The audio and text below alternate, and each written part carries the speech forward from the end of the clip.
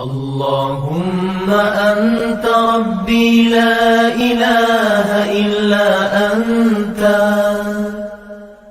خلقتني وأنا عبدك وأنا على عهدك ووعدك ما استطعت أعوذ بك من شر ما صنعت أبوء لك بنعمتك علي وأبوء بذنبي فاغفر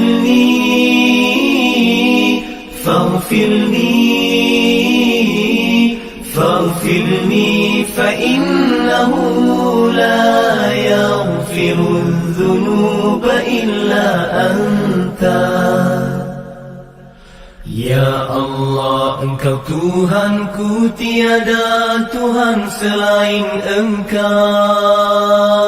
Engkau ciptakan aku dan aku hamba-Mu, dan aku berada dalam janji-Mu menurut kemampuanku. Aku berlindung denganmu daripada kejahatan yang kulakukan. Aku sedari nikmat-Mu kepadaku, dan ku sedari akan dosa-dosaku. Ampuni aku, ampuni aku, ampuni aku, kerana sesungguhnya tiada yang dapat mengampunkan dosa kecuali Engkau. Allahumma anta rabbi la ilaha illa anta خلقتني وأنا عبدك وأنا على عهدك ووعدك ما استطعت أعوذ بك من شر ما صنعت أبوء لك بنعمتك علي وأبوء بذنبي فاغفر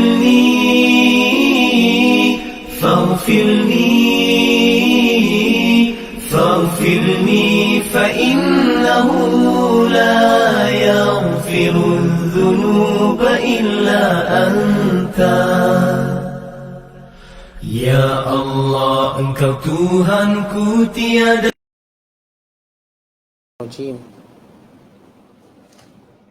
بسم الله الرحمن الرحيم.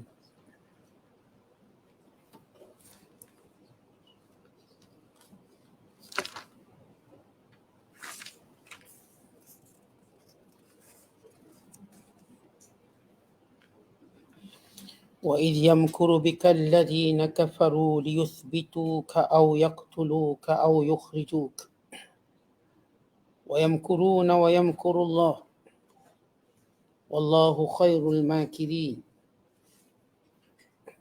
وإذا تتلى عليهم آياتنا قالوا قد سمعنا لو نشاء لكنا مثل هذا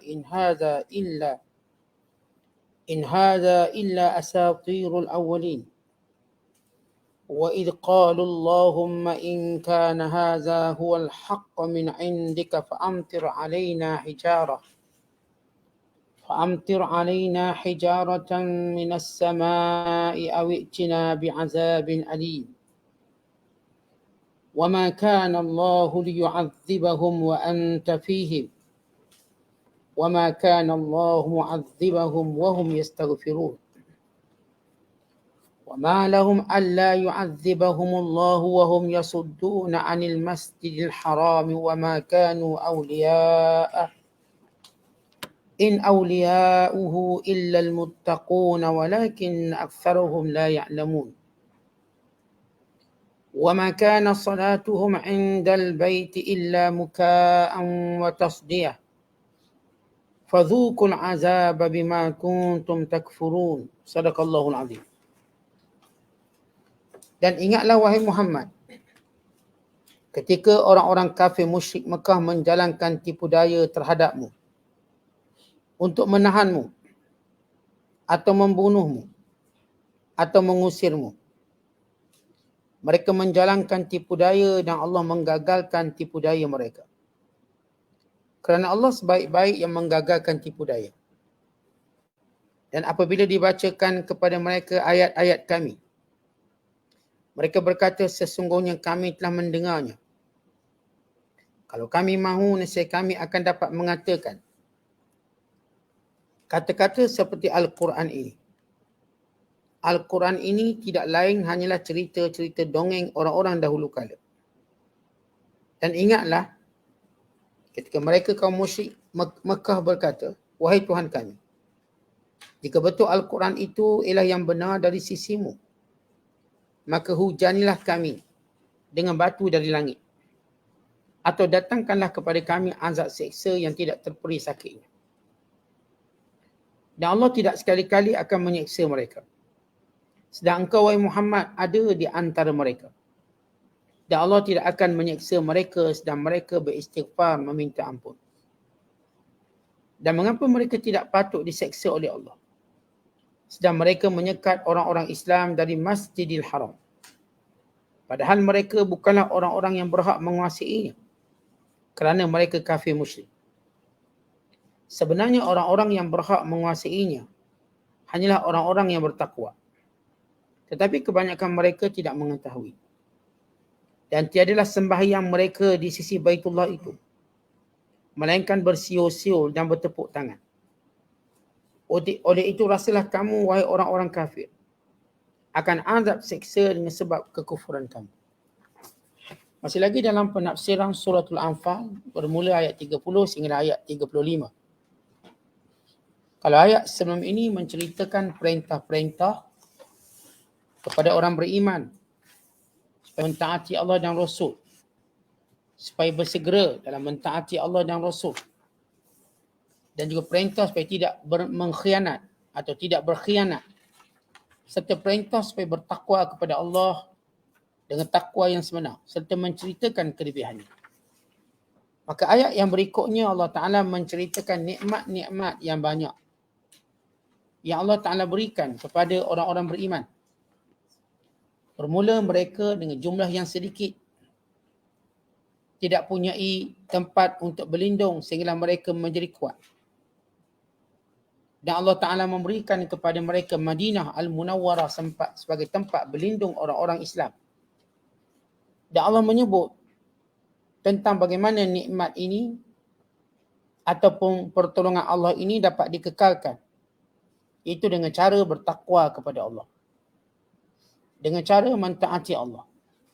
Dengan cara bersegera dalam melaksanakan perintah Allah. Dengan cara tidak mengkhianati perintah Allah. Maka itu cara untuk mendapat pertolongan Allah berterusan. Maka pada ayat yang kita bacakan pada malam ini, Allah Ta'ala menceritakan lagi nikmat-nikmat yang Allah berikan kepada Nabi Muhammad sallallahu alaihi wasallam secara khususnya, kepada orang Islam pada zaman itu dan umat Islam seluruh dunia secara umumnya. Bila Allah Ta'ala menceritakan segala tipu daya, segala konspirasi yang dilakukan oleh golongan penentang-penentang Islam akan menemui kegagalan. Akan menemui kebuntuan dan kekecewaan. Bukan kemusnahan menanti mereka serta azab Allah. Maka Allah menyebut di antara konspirasi mereka yang mereka lakukan di Mekah. Wa idh yamkuru bikal ladzina kafaru. Dan ingatlah wahai Muhammad akan nikmat yang Allah berikan kepada kamu semua ketika mana orang-orang kafir melakukan makar. Ini melakukan satu tipu daya, satu konspirasi. Mereka berhimpun, mereka berkumpul, bermusyawarah, mencari idea bagaimana untuk menyekat kamu. Liyuthbituka, sama ada mereka akan memenjara kamu, au yaqtuluka, atau membunuh kamu, au yukhrijuka, atau menghalau kamu keluar daripada Mekah. Wa yamkurun, mereka melakukan perancangan yang teliti. Wa yamkurullah, Allah menggagalkan perancangan mereka. Wallahu khairul makirin, Allah sebaik-baik penggagar rancangan mereka. Maka kalau kita lihat ayat ini, sebab turunnya, diriwayatkan daripada Ibn Abbas, ketika mana pemimpin-pemimpin Quraisy, ketua-ketua mereka, bersepakat untuk berhimpun di parlimen yang dikenali sebagai Darun Nadwah. Maka dalam perjalanan mereka menuju ke Darun Nadwah, mereka disekat oleh Iblis. Iblis pada waktu itu menyerupai seorang lelaki tua yang nampak haibah. Ketika mana pemimpin-pemimpin Quraisy melihat orang tua yang hebat, nampak hebat ini, mereka berkata, "Man anta?" Siapa awak? Sebab tak pernah jumpa kat engkau. Namanya Iblis. Lalu Iblis ini berkata, "Syaikhun min ahli Najd." Saya pemimpin di kalangan penduduk negeri Najd. "Sami'tu bima ijtama'tum lahu fa aradtu an ahdurakum." Saya dengar kamu hendak bermusyawarah dan saya tidak mau melepaskan peluang untuk bersama dengan kamu. Supaya saya tak terlepas untuk mendengar pandangan dan pendapat, dan supaya kamu juga tidak terlepas mendengar pandangan dan pendapat saya. Lalu pemimpin Quraisy berkata, "Ajal, baik, kalau begitu kami setuju. Fadkhul, boleh masuk mesyuarat kami." Lalu Iblis pun masuk dengan rupa bentuk seorang tua yang nampak macam pemimpin, yang dia mengatakan dia pemimpin ahli Najd. Lalu mereka pun bermusyawarah. Mereka berkata, "Unzuru fi sya'ni hadzal rajul." Baik, putuskan apa yang patut kita lakukan pada Muhammad ini. Maka seorang bangun berkata, "Ihbisuhu fi wasaq, summa tarabbasu bihil manun, hatta yahlik, kama halaka man kana qablahu minasy syu'ara, Zuhair wa Nabirah, fa innama huwa ka ahadihim." Kita penjarakan Muhammad. Kita ikat dia. Kemudian kita kawal dia sehingga dia mati dalam penjara. Dia mati dalam ikatannya. Sebagaimana pernah dilakukan kepada penyair yang bernama Zuhair bin Abi Salma dan Nabirah. Kita dah pernah buat dulu. Jadi Muhammad ni pun salah seorang penyairnya. Lalu Iblis pun membangkang. Iblis kata, "La wallahi." Kata Iblis, "Tak boleh demi Allah. Ma hadza lakum bira." Ini bukan pendapat. "Wallahi la yakhrujanna ra'idun min mahbasihi ila ashabi." Dia pasti berjaya meloloskan dirinya. Demi Allah, kata Iblis, dia mampu meloloskan dirinya daripada penjara tersebut. Maka pasti kabilah-kabilahnya akan datang menyerang kamu untuk mempertahankan Muhammad ini. "Fama amana alaikum an yukhrijukum min biladikum." Barangkali mereka akan menghalau kamu keluar daripada Mekah. Lalu bangun seorang lagi pemimpin Quraisy berkata, "Akhrijuhu min baini adhharikum." Kalau begitu kita halau je Muhammad keluar daripada Mekah. "Wastarihu min." Dan kita pun rehat, tak payah fikir hal dia. "Fa innahu idza kharaja lan yadurrakum ma sana." Kalau dia keluar, kita pun tak terjejas apa-apa. Lalu Iblis bangkang lagi. "Wallahi," kata Iblis, "ma hadza lakum bira." Ini bukan pendapat. "Ala tara halawata qawli." Tidakkah kamu tahu Muhammad ni pandai cakap. Lidahnya lancar. Dia boleh menawan hati-hati orang yang mendengarnya. Kalau kamu menghalau dia keluar daripada Mekah, kemudian dia datang berdakwah kepada kabilah-kabilah Arab. Lalu kabilah-kabilah ini akan bersama dengan dia dan berhimpun lalu mengepung kamu dan membunuh kamu. Kalau kita halau Muhammad, nanti dia akan seborkan pengaruh dia di luar. Lalu mereka berkata, "Sadaq, wallahi sadaq." Betul lah Iblis ni. Tapi dia tak tahu ini Iblis. Betul lah Syekh ni. "Fanzuru ghaira hadha." Kalau begitu cari pendapat lain. Lalu Abu Jahal pun beri pendapat. Faqala Abu Jahlin. Berkata Abu Jahal, "Wallahi la ushiranna alaikum bi ra'yin ma arakum absartumuhu ba'd. Ma ara ghairahu." Qalu, "Wa ma hadha?" Demi Allah, aku akan kemukakan satu pendapat yang aku rasa kamu pun tak pernah terfikir. Yang aku fikir sekarang ni. Lalu pemimpin-pemimpin musyrikin Mekah berkata, "Apa itu?" Jawab Abu Jahal, "Kita mengambil setiap kabilah seorang pemuda yang kuat. Seorang pemuda yang gagah. Dan setiap pemuda itu kita berikan kepadanya pedang yang tajam. Dan mereka hendaklah menetak Nabi Muhammad, menetak Muhammad dengan satu tetakan. Seolah-olah semua ini pembunuh, bukan seorang." Sebab bila orang yang mulakan dulu tetak, dia anggap dia pembunuh. Jadi tetak sama-sama. "Fa iza qataltumu bila mana kita berjaya membunuh Muhammad, pada waktu itu tafarraqa damuhu fil qabail kulliha, maka bayaran damnya ini akan ditanggung oleh semua kabilah.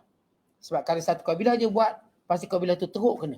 Jadi bila semua kabilah terlibat, jadi keluarga Muhammad tidak kuat untuk membalas dendam.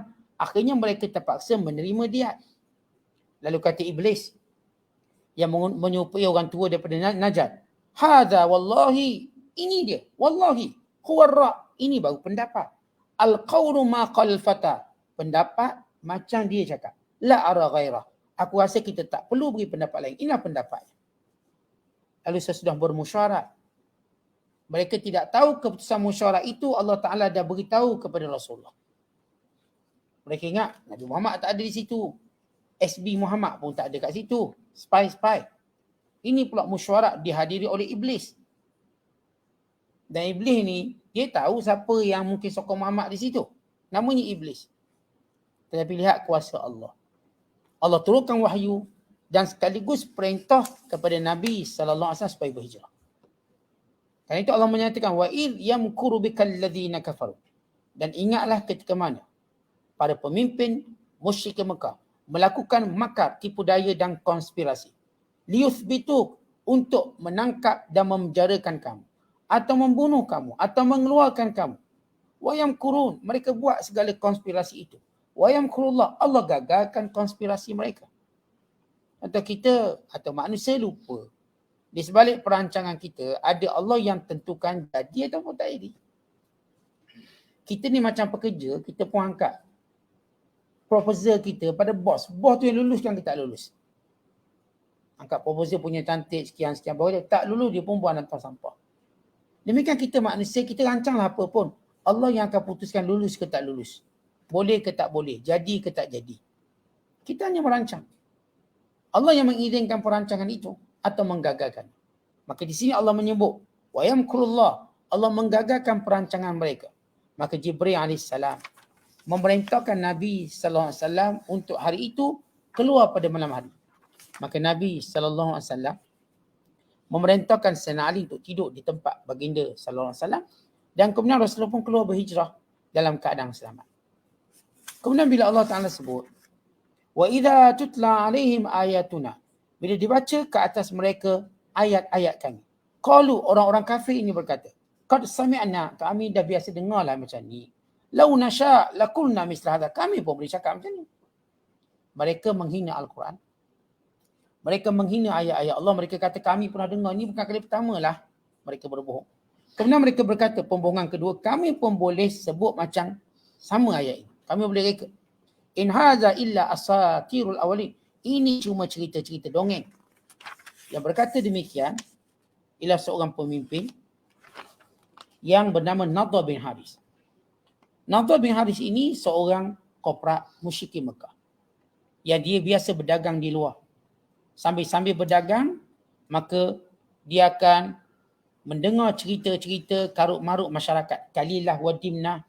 Dia duduk dengan pendeta-pendeta Kristian, dia duduk dengan pendeta-pendeta Yahudi, dia duduk dengan orang-orang Parsi. Dia dengar semua cerita, maka dia gabungkan, maka dia cerita kepada penduduk Mekah. Tengok, aku pun boleh buat cerita karut-marut macam Muhammad.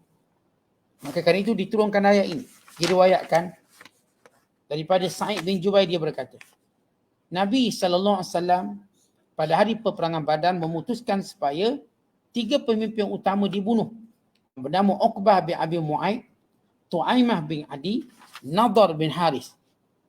Di mana Nadhr bin Haris ini telah ditawan oleh Miqdad radhiyallahu ta'ala anhu. Tetapi Rasulullah SAW memutuskan sebahagian tawanan itu mesti dibunuh. Kita tahu dalam peperangan Badar, 70 musyrik Mekah ditawan, 70 dibunuh. Bunuh di medan perang. Namun 70 ditawan ini, maka Rasulullah SAW memutuskan mereka dengan 3 keputusan. Rasulullah memutuskan dengan 4 keputusan. Keputusan yang pertama ialah mereka menebus diri mereka. Bayar. Dan keputusan yang kedua ialah mereka mesti mengajar orang Islam pandai baca. Yang tak ada duit, dia kena ajar orang Islam sampai pandai baca. Lepas pandai baca, pandai tulis, baru bebas. Dan yang ketiga, yang tak ada harta, yang tak ada ilmu, dia mesti berjanji tak akan lagi memerangi Nabi SAW. Dan yang keempat, dijatuhkan hukuman bunuh. Siapa yang dijatuhkan hukuman bunuh? Ada 3 pemimpin utama mereka. Pertama, Uqbah bin Abi Mu'aid. Yang kedua, Tu'aimah bin Adi. Yang ketiga, Nadhr bin Haris. Adapun Nadhr bin Haris, sebab dia sudah ditawan oleh sahabat yang bernama Miqdad radhiyallahu ta'ala anhu. Miqdad kata, ya Rasulullah, ini tawanan aku. Aku dah tawan dia, jadi hak aku. Lalu kata Nabi SAW, innahu kana yaqulu fi kitabillah ma yaqul. Ini wahai Miqdad tak boleh. Sebab dialah penghina paling tegas sekali kepada ayat Allah. Ketika mana turunnya Al-Quran, dia kata, Allah ini bukan Quran ni, ini bukan datang dari Allah. Kami pun boleh cakap macam ni lah. Dan dia mencabar ayat Quran dengan membawa cerita karut-marut yang diambil daripada sepanjang dia berdagang. Kemudian dia menuduh Al-Quran ini asatirul awalin. Ini cerita dongeng. Saya pun boleh buat cerita dongeng.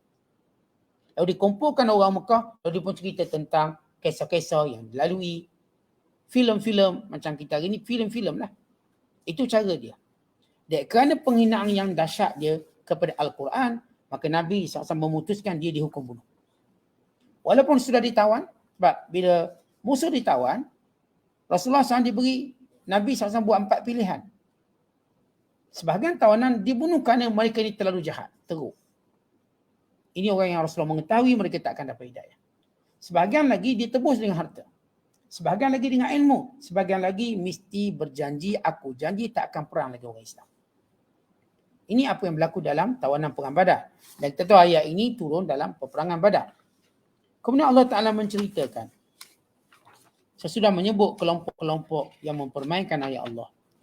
Wa idh qalu, dan mereka yang mempermainkan ayat Allah ini berkata, qalu Allahumma, ya Allah, in kana hadha, kalau betul Quran ini, huwal haq, memang datang, memang betul, min indika, daripada sisimu ya Allah, fa'amtir alaina hijaratan minas sama' aw itina bi'azabin alim. Maka datangkan kepada kami, hujani kami batu daripada neraka ataupun azab yang pedih.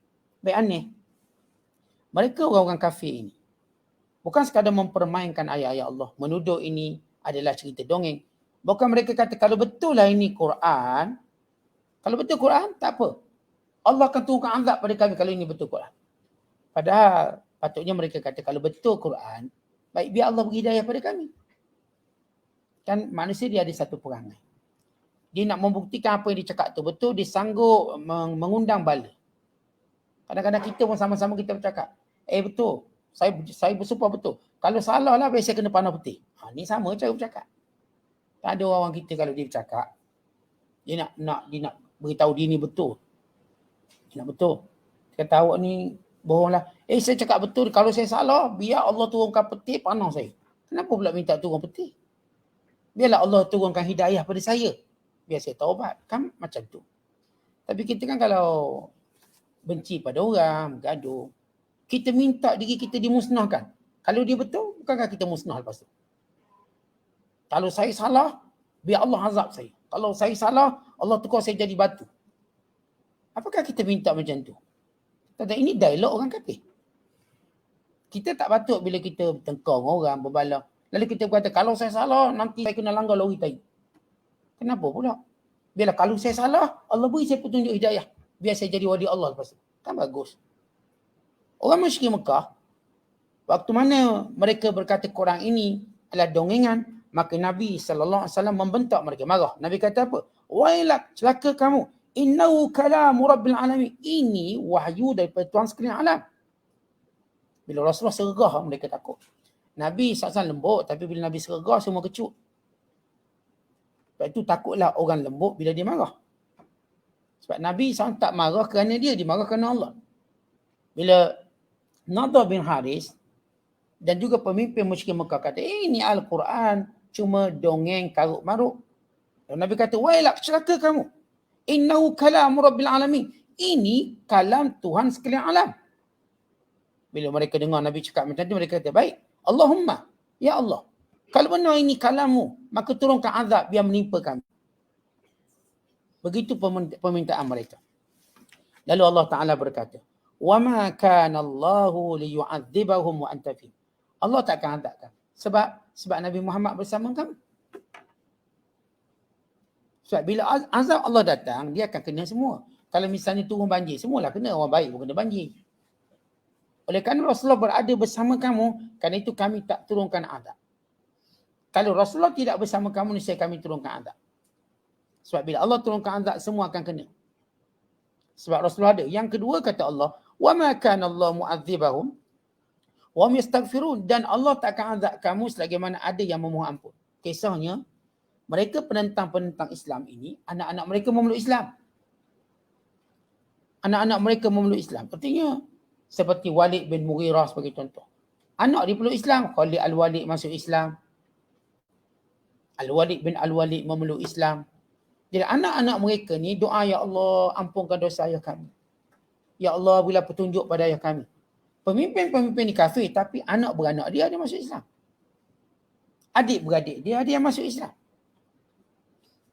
Maka kata Allah, selagi mana ada orang yang memohon ampun, kerana itu kamu diselamatkan. Macam kita lah, ada orang beri syafaat lagi, kita kalau dia ikut kita, kita nak ketuk kepala dia. Tapi abang dia baik kita. Macam contoh. Ada orang tu jahat misalnya, kita pun nak pukul dia. Tapi dia ingat abang dia baik dengan kita, adik dia pun baik dengan kita, kakak dia pun baik dengan kita, sekelas kita tak apalah. Kau nasi adik-beradik kau ni aku kenal. Seolah-olah macam tu kalau kita bercakap bahasa mudahnya. Maka Allah kata, ya Allah tak akan turunkan azab sebab Rasulullah bersama kamu. Satu. Yang kedua, kerana ada yang masih memohon ampun. Tapi kata Allah, wa ma lahum, kamu juga tidak akan terlepas alla yu'adzibahumullah, untuk tidak Allah mengazab kamu. Kenapa tidak? Wa hum yasudduna 'anil masjidil haram, sebab kamu menghalang orang daripada datang ke Masjidil Haram untuk melakukan haji, umrah, melakukan solat. Wa ma kanu awliya'ah, sedangkan kamu bukan penjaga sebenar. Sebab penjaga sebenar dia tak akan halang orang masuk Masjidil Haram. Itu penjaga sebenar. Sebab kita, tuan-tuan, kalau kita kerja, tuan-tuan kerja apa pun, kita ada perkeliling. Kita ada garis panduan. Katakan seorang tu kerja custom misalnya. Dia pakai seragam custom. Apakah dia boleh bertindak ikut mulut dia atau ikut peraturan yang dia telah ditaklimat untuk ikut? Dia ikut peraturan.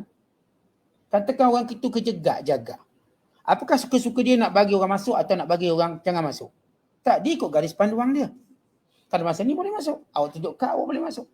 Kalau orang tu polis pakai seragam, apakah suka-suka dia boleh tahan kita? Cik, kenapa cik tahan saya? Saya salah ke? Saya ada buat jenayah ke? Tak ada. Saya suka-suka saya lah sebab saya polis. Masak polis ni. Sebab dia tak ikut peraturan. Dia tak ikut peraturan. Kerana semua orang, sekalipun saya katakan dia pegang kuasa, dia ada perkeliling dia. Hatta kita pun condemn Perdana Menteri kalau dia tak ikut peraturan dia sebagai Perdana Menteri. Kenapa Perdana Menteri buat macam ni? Patutnya tidak. Dia tak boleh buat ni. Sebab kita pun tahu peraturan dia. Takkanlah urusan resmi dia boleh bawa cucu dia. Tak boleh, ni salah ni. Kita tahu. Takkanlah dia pergi makan makanan pakai kereta resmi. Ini salah ni, ini penyalahgunaan kuasa. Sebab semua orang tahu, tuan-tuan, kita kerja apa pun, kita jadi apa pun, kita ada peraturan dia. Kita ustaz pun sama ada peraturan. Bukan suka-suka kita boleh baca Quran. Nak ikut tajwid ke tak nak ikut tajwid, tak, ada peraturan dia. Kita kena ikut. Tak ikut orang kata salah ni ustaz. Ini tajwid tak betul ni. Ini maknya tak cukup ni. Sebab semua orang ada peraturan. Maka yang menjaga Masjidil Haram, dia dah tahu peraturan. Peraturannya tak boleh dia menghalang orang masuk. Sebab kerjanya menjaga Masjidil Haram untuk memudahkan orang datang. Bukan menghalang orang datang. Maknanya kalau orang datang Masjidil Haram, dia kena mudahkan. Makan dia, minum dia, tempat tidur dia, apa sahaja. Kalau dia menyusahkan, maka dia telah melakukan ilhad. Ilhad artinya jenayah di Masjidil Haram. Dan jenayah ni hukumnya besar. Sebab itu tuan-tuan poli-poli yang duduk dekat masjid, dia tak boleh susahkan kita. Dia kena uruskan kita. Dia kena mudahkan kita. Sebab itu dia tak dibenarkan bawa senjata sehingga kita rasa takut. Dia pakai baju seragam lah. Senjata tak ada. Mana dia orang bawa senjata? Mereka kalau ada faktor-faktor keselamatan. Biasa dia tak akan bawa. Dia cuma berdiri macam begitu. Baik, lalu kata Allah, mereka ini tidak layak pun menjadi penjaga Masjidil Haram. In awliya'uhu, kerana penjaga sebenarnya illal muttaqun, orang yang benar-benar bertakwa kepada Allah. Walakin aktsarahum la ya'lamun, tapi kebanyakan mereka tidak tahu. Bila Allah kata Tuhan tak akan turunkan azab sebab kamu wahai Muhammad ada bersama mereka. Dan Allah juga tidak menurunkan azab sebab anak-anak mereka memohon ampun untuk ayah mereka.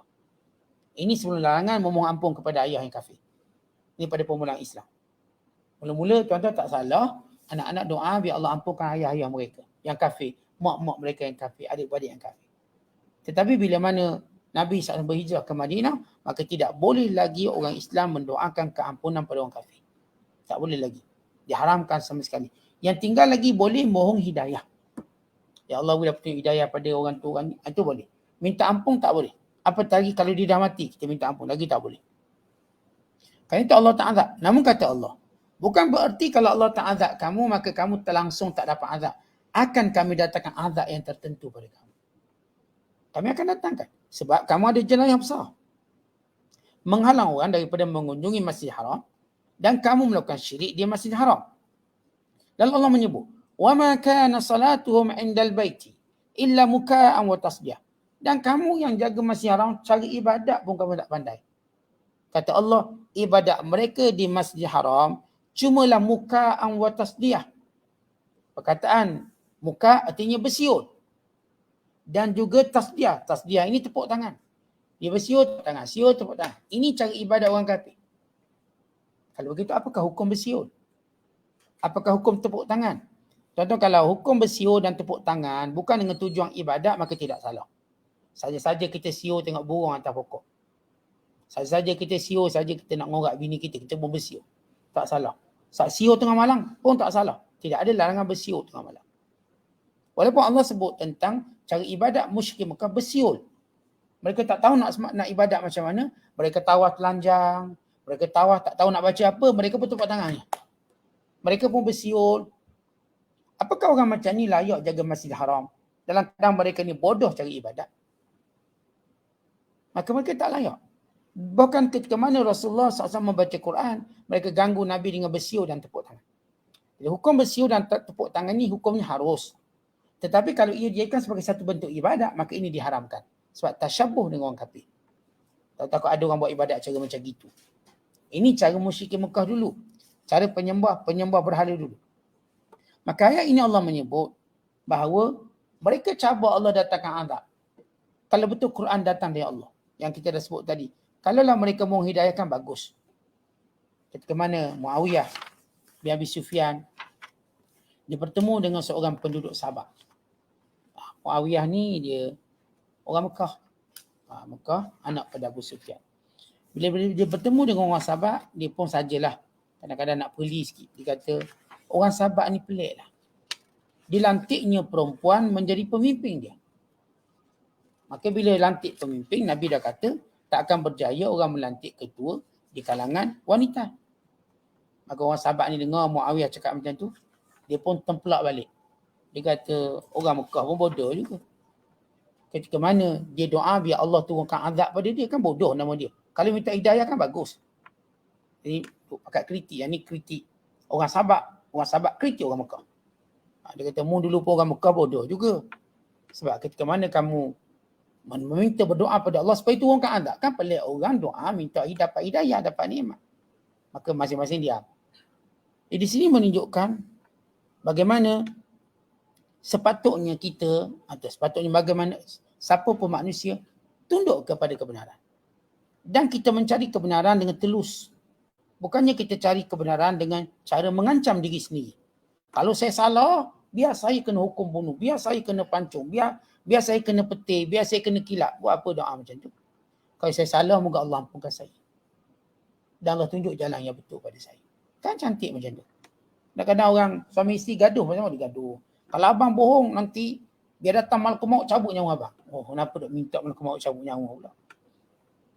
Yang ni perempuan macam, abang kalau saya pula yang salah abang, biar petir ni bakar saya. Atau biar datang api neraka tu bakar saya kat sini. Kenapa minta macam tu? Kadang-kadang gaduh kecil je. Kenapa minta macam tu? Patutnya kalau saya salah, moga Allah ampunkan saya. Kalau saya betul, maka saya harap betul ni dapat menjadi petunjuk kita bersama. Ini cara orang Islam. Jadi tuan-tuan jangan kita menjemput azab datang. Kan setiap kali orang tu menjemput azab datang, maka Allah dah, macam kita sebut, khatam dia, dah chop dia, menunggu azab dia akan datang. Dia mungkin tak kena macam ni, dia akan kena juga. Sebab itu jangan menjemput azab itu datang. Jemputlah rahmat Allah datang. kepada kita. Ya Allah merahmati kita kalau kita salah. Kalau kita tersilap. Kita tak mahu Allah azab kita. Kita nak Allah ampun kita. Sebesar mana pun silap kita. Jangan minta dimusnahkan. Jadi orang kafir bercakap macam tu. Orang beriman tidak diajar bercakap macam tu. Wallahu a'lam. Assalamualaikum warahmatullahi wabarakatuh.